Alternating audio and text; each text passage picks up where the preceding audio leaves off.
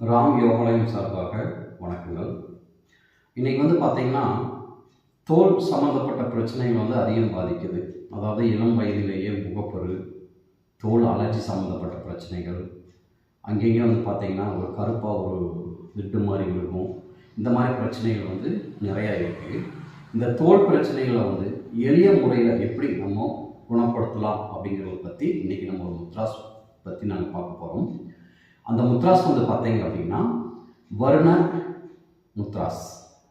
சரிங்களா? இந்த வருண முத்ராஸ் அப்படிங்கிற முத்ராஸ் பற்றி தான் நம்ம பார்க்க போகிறோம்.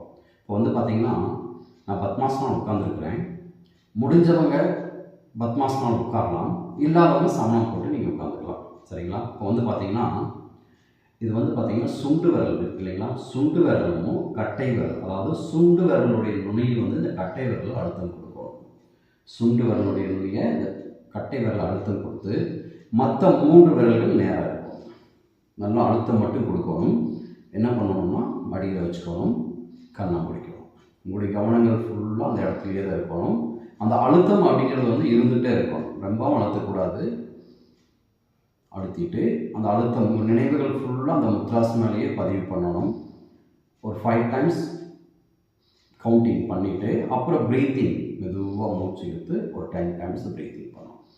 இந்த முத்ராஸ் பார்த்தீங்க அப்படின்னா நீங்கள் ரெகுலராக பண்ணிகிட்டே இருக்கணும்.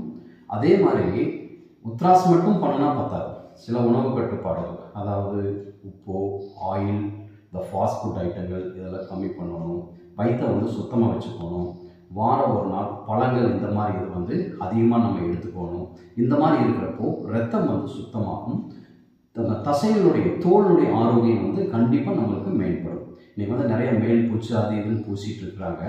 அதிலிருந்து நம்ம விடுபட்டு ஆரோக்கியமான ஒரு தோல் நமக்கு வேணும் அப்படின்னா இந்த முத்ராஸ் முறையான உணவு பழக்க வழக்கங்கள் இருந்தால் கண்டிப்பாக நல்லாயிருக்கும். அதே மாதிரி போதிய அளவு தண்ணி நம்ம நிறையா குடிக்கணும். தண்ணி குடித்தாலும் உங்களுடைய ரத்தம் சுத்தமாகி தோல் சம்பந்தப்பட்ட பிரச்சனைகள் வருவதற்கான வாய்ப்புகள் மிக குறைவு. மீண்டும் ஒரு முத்ராஸ் ஆசனாவில் சந்திப்போம். நன்றி. வாழ்க வளமுடன்.